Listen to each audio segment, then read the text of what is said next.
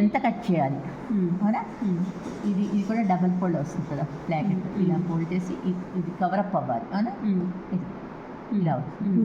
ఇప్పుడు మీరు ఎంత కట్ చేయాలి, దీనికన్నా ఈ ఫోల్డ్ నుంచి ఇక్కడ 1 సెంటీమీటర్ వదిలేయాలి. కొంచెం ఎక్కువ వచ్చింది, ఇంత అక్కర్లేదు. ఈ ఎల్ షేప్ పీస్ తీసుకున్నాం, ఇక్కడ నుంచి ఇక్కడ 1 సెంటీమీటర్ ఉంచి ఎల్ షేప్ పీస్ కట్ చేశానా. కట్ చేయండి. ఇది నేను కరెక్ట్గా ఫోల్డ్ మీరు ఫోల్డ్ చేసి చెప్పండి. మీరు ముందు ఫోల్డ్ పెట్టుకోవాలి. నాకు ఎంత కావాలో అంతా నేను ఇటువైపు నుంచి పెట్టుకుంటున్నాను, ఇంత చాలు నాకు. అది ఓకే, అలా ఫోల్డ్ చేసి పెట్టుకోండి.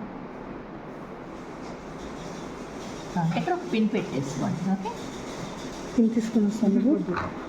ఓకే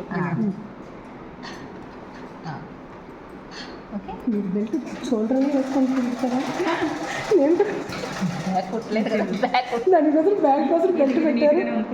ఇప్పుడు తిప్పి ఇక్కడ నుంచి 1 సెంటీమీటరే ఇది ఇలా ఆల్రెడీ ఉంది కాబట్టి ఇక్కడ నుంచి ఇలా ఎల్ షేప్ కట్ చేసేయాలి. ఓకే, ఈ ఒక్కలైనే పైదే 2 కట్ చేస్తాం, 2 చేసి కడితే ఈ ఒక్కలైనే కట్ చేస్తాం. మరి ప్లాకెట్ మళ్ళీ కింద మనకి ఎలా వస్తుంది పీస్, 5 లైన్ ఒక్కటే కట్ చేయండి, అదే లోపల లైన్.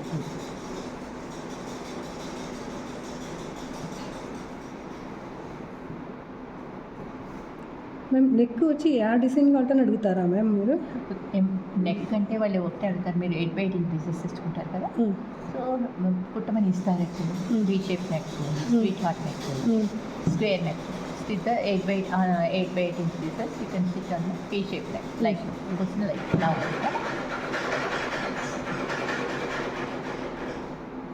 ఓకే, ఇంతవరకు అర్థమైంది.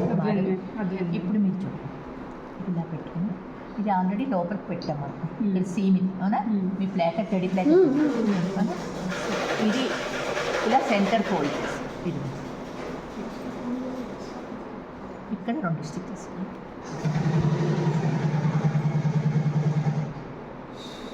ఇది లోపలికి ఎలా వెళ్ళింది, ఇది లోపలికి వెళ్ళింది. అది అక్కడ చివర 2 స్టిచెస్ వేయండి, 2 స్టిచెస్ వేయండి, వేసి తిప్పితే